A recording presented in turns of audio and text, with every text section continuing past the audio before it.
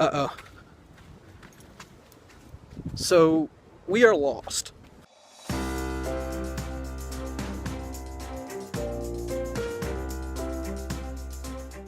Hey YouTube. Today we're going to talk about how Instagram is totally ruining photography. Oh, and also we're going to...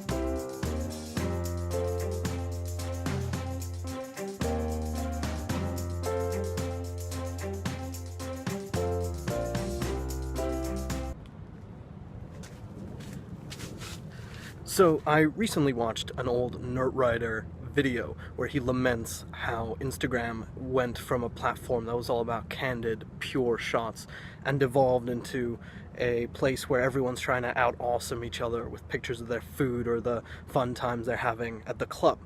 And I thought to myself, damn, he's right. Everyone on there is always posting the beautiful sunset at the end of the day, and not all the crap, the hard work that came before it. So I decided that for a couple weeks, I would only post on Instagram photos of me doing totally mundane stuff. No partying, no food photos, just me going about my everyday, taking out the trash, eating a very boring lunch, stuff like that. My two favorites were this one of the sunset that I didn't get to see because I was working late, and this one of a beautiful plate of canned tuna that I framed up in my lunch hour. But you know what I realized after doing all that? I realized I was getting myself into lame situations on purpose every day, and instead of relishing the amount of likes I'd get, I couldn't wait until I could see how few likes I'd be getting. So even though the photos I was taking felt more authentic, they were just as posed as the photos taken on a drunk Saturday at the races. And that got me thinking about photography as a whole. When the whole movement started gaining popularity in the early 1800s, started by Louis Daguerre and Nicephore Niepce, the exposure time it took for a camera to take a photo was 7 minutes. So that's why in this photo, the only two people you can see are the two who stood perfectly still, even though it's a very crowded city street.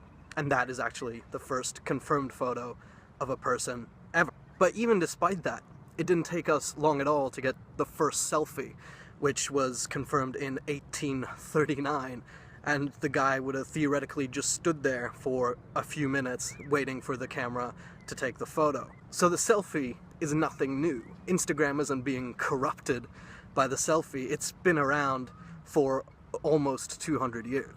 But as exposure times decreased and cameras became more available to the everyday person, people didn't stop posing, even though you could take a photo instantly with a click of a button. That's why we all have that memory of the family trip where we were arguing all morning, and yet somehow mom gets us all in a frame and we smile. And so anyone who looks at a photo of that day thinks we're having the time of our lives, even if it is one of the worst days ever. And for every candid historical shot, like the flag raising at Iwo Jima, there are thousands where the photographers had to wait for hours or even days to capture the perfect shot that told the story they wanted to tell. So the big secret is that photography has never been pure or authentic. It's always been about telling a story.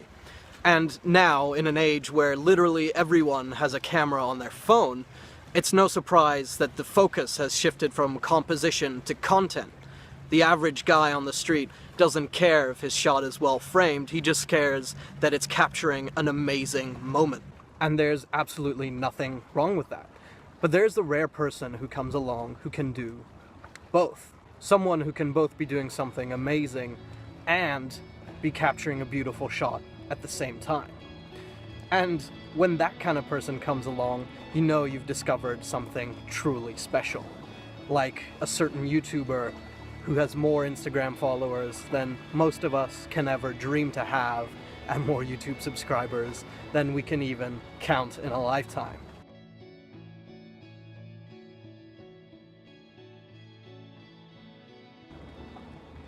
As always, have a great day.